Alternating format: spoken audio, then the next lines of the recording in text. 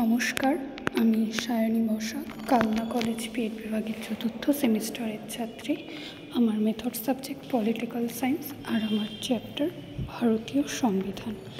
আমি একাদশ শ্রেণীর এই এককটির অন্তর্গত ভারতীয় সংবিধানের প্রস্তাবনা উপএককটি নিয়ে আজকের এই কন্টেন্টটি প্রস্তুত করেছি।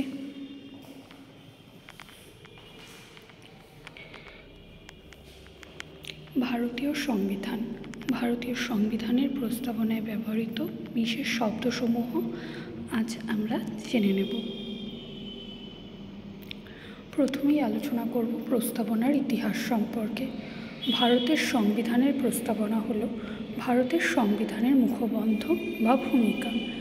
এই প্রস্তাবনা বা উদ্দেশিকা সংবিধানের মূল নীতি উপস্থাপন করে এবং এর কর্তৃত্বের উৎস নির্দেশ করে।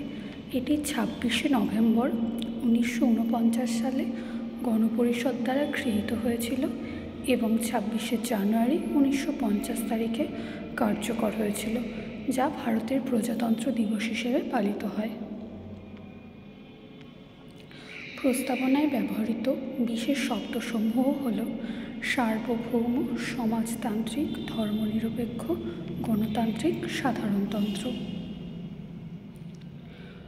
1949 সালের 26শে নভেম্বর ভারতীয় সংবিধানের প্রস্তাবনা গৃহীত হয়েছিল, তাই এই দিনটি সংবিধান দিবস নামে পরিচিত। প্রথমেই জেনে নেব সার্বভৌম শব্দটি সম্পর্কে। সার্বভৌম ভারতীয় সংবিধানের প্রস্তাবনায় ভারতকে একটি সার্বভৌম রাষ্ট্র বলে ঘোষণা করা হয়েছে। সার্বভৌমিকতা বলতে রাষ্ট্রের নিরঙ্কুশ, সর্বশ্রেষ্ঠ ও অবাধ ক্ষমতাকে বোঝায়। ভারত অভ্যন্তরীণ ও বাহ্যিক উভয় ক্ষেত্রেই স্বাধীন, অর্থাৎ ভারতের ভৌগোলিক সীমানার মধ্যে রাষ্ট্রের আইন চূড়ান্ত ও অপ্রতিহত। ভারত কোনো বাহ্যিক শক্তির নিয়ন্ত্রণবিহীন। সমাজতান্ত্রিক 1976 সালের 42তম সংবিধান সংশোধনে ভারতকে একটি সমাজতান্ত্রিক রাষ্ট্র বলে ঘোষণা করা হয়েছে। ভারতীয় সমাজতন্ত্রকে তৎকালীন প্রধানমন্ত্রী ইন্দিরা গান্ধী আমাদের নিজস্ব ধরনের সমাজতন্ত্র বলে বর্ণনা করেছিলেন। কেবল জাতীয়করণই ভারতের সমাজতন্ত্র নয়, গণতান্ত্রিক সমাজবাদও ভারতে পরিলক্ষিত। ধর্মনিরপেক্ষ 1976 সালের 42তম সংবিধান সংশোধনে ভারতকে একটি ধর্মনিরপেক্ষ রাষ্ট্র হিসেবে অভিহিত করা হয়েছে। ভারতের কোনো রাষ্ট্রীয় ধর্ম নেই।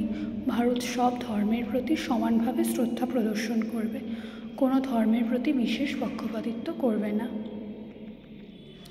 গণতান্ত্রিক ভারতীয় সংবিধানের প্রস্তাবনায় ভারতকে একটি গণতান্ত্রিক রাষ্ট্র হিসেবে চিহ্নিত করা হয়েছে। রাজনৈতিক গণতন্ত্রের পাশাপাশি অর্থনৈতিক ও সামাজিক গণতন্ত্রকে প্রতিষ্ঠা করতে চেয়েছিলেন সংবিধান প্রণেতাগণ।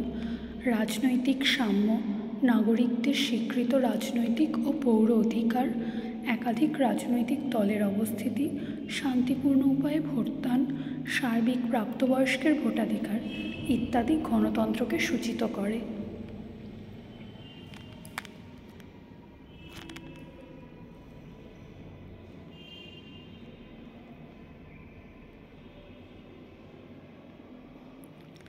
সাধারণতন্ত্র ভারত একটি সাধারণতান্ত্রিক দেশ, কারণ ভারতের রাষ্ট্রপ্রধান উত্তরাধিকার সূত্রে নির্বাচিত হয় না।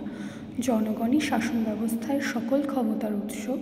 জনগণের কল্যাণ সাধনই সরকারের প্রাথমিক ও প্রধান কর্তব্য বলে বিবেচিত। সকলকে অসংখ্য ধন্যবাদ ভিডিওটি দেখার জন্য।